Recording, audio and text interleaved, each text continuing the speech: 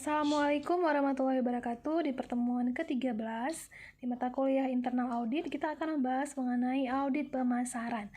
Yang diawali dengan definisi audit pemasaran, kemudian manfaat, bentuk, kemudian ada beberapa langkah dari audit pemasaran, kemudian area yang harus diselidiki oleh auditor, kemudian langkah dalam audit pemasaran menurut beberapa ahli, dan menelaah efektivitas pemasaran, dan adanya peran dari analisis SWOT. Kemudian kita juga akan membahas mengenai karakteristik audit pemasaran yang efektif, prosedur audit, juga pengkomponen audit pemasaran. Silakan disimak slide berikut. Kita akan membahas mengenai definisi dari audit pemasaran.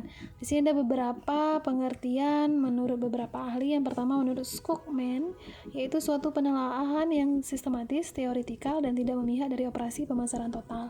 Sedangkan menurut Kotler, di sini adalah audit pemasaran merupakan suatu pengujian yang komprehensif, sistematis, independen, dan periodik dari suatu perusahaan dan aktivitas dengan maksud untuk menentukan area masalah dan peluang serta merekomendasikan suatu rencana tindakan untuk memperbaiki kinerja perusahaan.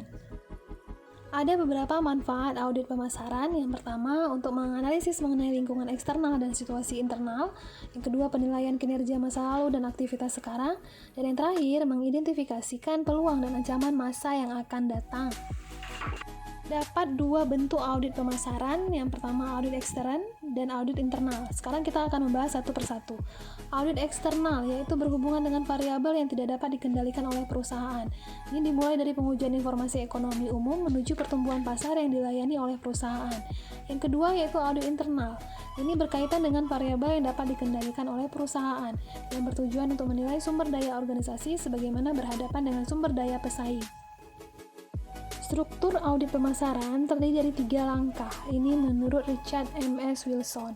Yang pertama yaitu langkah yang pertama lingkungan organisasi. Di sini melihat peluang dan ancaman. Yang kedua sistem pemasaran, melihat kekuatan dan kelemahan.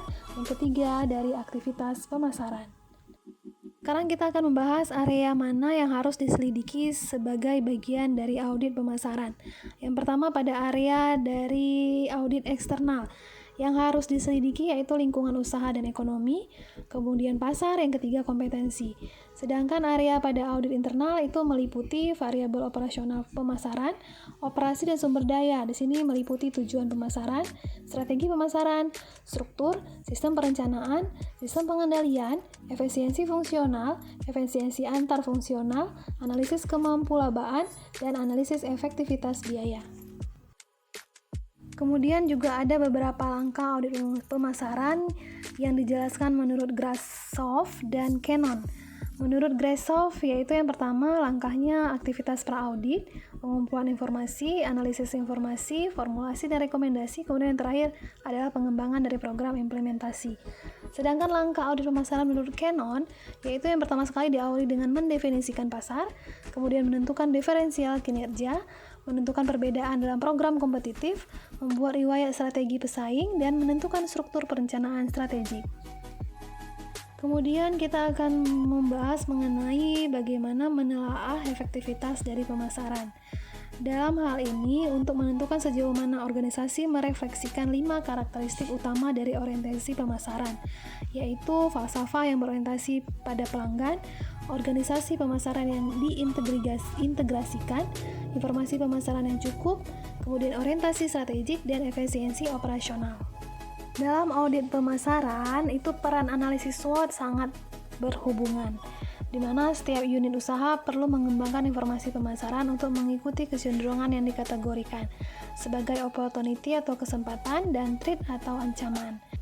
Ada beberapa dasar untuk mengembangkan keunggulan bersaing dibagi dalam 3 kelompok. Yang pertama keunggulan organisasi, kedua keunggulan departemental dan fungsional, yang ketiga keunggulan yang didasarkan pada hubungan dengan badan eksternal.